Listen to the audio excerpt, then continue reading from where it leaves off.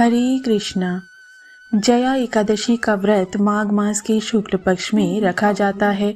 शास्त्रों के मुताबिक इस तिथि पर विष्णु भगवान की उपासना करने से व्यक्ति को जीवन के हर कार्य में सफलता मिलती है।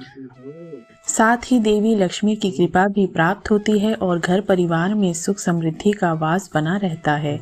धार्मिक मान्यताओं के अनुसार जया एकादशी का व्रत रखने से शत्रुओं और विरोधियों से राहत मिलती है। इसके अलावा नकारात्मक शक्तियों का प्रभाव भी समाप्त होता है। इस बार जया एकादशी की तिथि को लेकर असमंजस बना हुआ है। ऐसे में आइए जानते हैं कि नव वर्ष 2026 में यह व्रत कब रखा जाएगा। इस साल माघ मास के शुक्ल पक्ष की एकादशी तिथि 28 जनवरी 2026 को शाम के 4:35 से प्रारंभ हो रही है। यह तिथि 29 जनवरी 2026 को दोपहर के 1:55 पर समाप्त होगी। उदय तिथि के अनुसार जया एकादशी का व्रत 29 जनवरी 2026 को रखा जाएगा। व्रत का पारण 30 जनवरी 2026 को सुबह के 6:41 से सुबह के 8:56 तक की अवधि में किया जाएगा। जया एकादशी के दिन सुबह 7:11 से लेकर सुबह के 8:32 तक का पूजा का शुभ मुहूर्त रहेगा।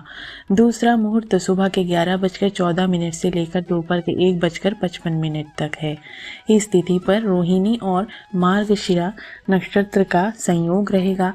इसके अलावा इंद्र योग का संयोग भी बना रहेगा।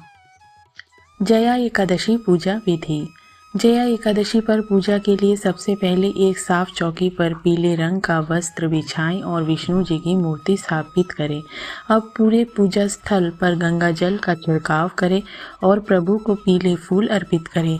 ओम नमो भगवते वासुदेवाय मंत्र का जप करते हुए शुद्ध देसी घी का दीप जलाएं। विष्णु जी को पंचामृत का भोग लगाएं और देवी लक्ष्मी को भी फूल अर्पित करें।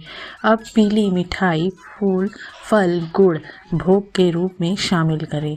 विष्णु जी के 108 नामों का जाप करें। एकादशी की कथा का पाठ करें और अंत में विष्णु जी की आरती भी करें। अगले दिन व्रत का पारण से पहले क्षमता अनुसार चीजों का दान करें। पद्म पुराण में भगवान श्री कृष्ण ने खुद इस एकादशी का महत्व युधिष्ठिर को बताया था।